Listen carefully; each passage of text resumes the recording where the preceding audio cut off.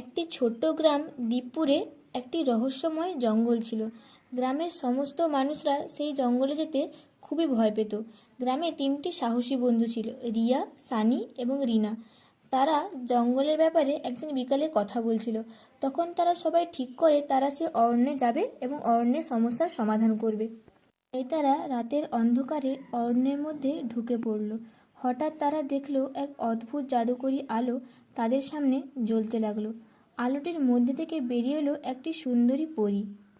পরী বলল, হ্যালো বন্ধুরা, আমি এই জঙ্গলের পরী।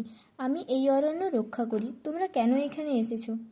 সানি তখন সাহস করে বলল, আমরা শুনেছি যে এই অরণ্যে একটি অনেক বড় রহস্য আছে।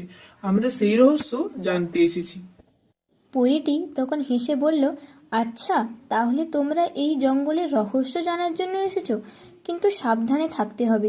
এখানে অনেক মজার মজার চ্যালেঞ্জ। তারপর বাচ্চারা পরীর কথা মতো বিভিন্ন পরীক্ষার সম্মুখীন হলো। প্রথম চ্যালেঞ্জটি ছিল একটি কথা বলা গাছের ধাঁধার সমস্যার সমাধান করা। গাছটি তাদের জিজ্ঞাসা করলো, এমন একটি বস্তুর নাম বলো যা একই সঙ্গে শীতল ও গরম দুই থাকতে পারে। রিয়া চিন্তা করে উত্তর দিল, এমন কোনো বস্তু নেই যা একসঙ্গে শীতল ও গরম থাকতে পারে। রিয়ার উত্তরে গাছ মুগ্ধ হয়ে বলল, বাহ, তোমরা তো খুব সুন্দর উত্তর দিয়েছো।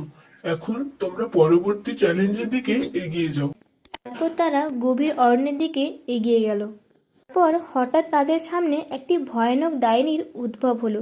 ডাইনি তাদেরকে বলল, যদি তোমরা সামনে এগোতে চাও তাহলে তোমাদেরকে আমার প্রশ্নের জবাব দিতে হবে। রিয়া ডাইনিকে বলল, আমরা যদি তোমার প্রশ্নের উত্তর দিয়ে দিই তাহলে কি তুমি আমাদেরকে সামনে এগোতে দেবে?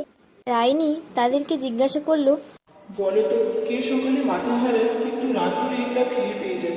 তারপর ডাইনি জিজ্ঞাসা করলো, কোন জিনিস গাছের সবুজ, দোকানে কালো আর বাড়িতে আনলে না? রিয়া উত্তর দিল বালিশ।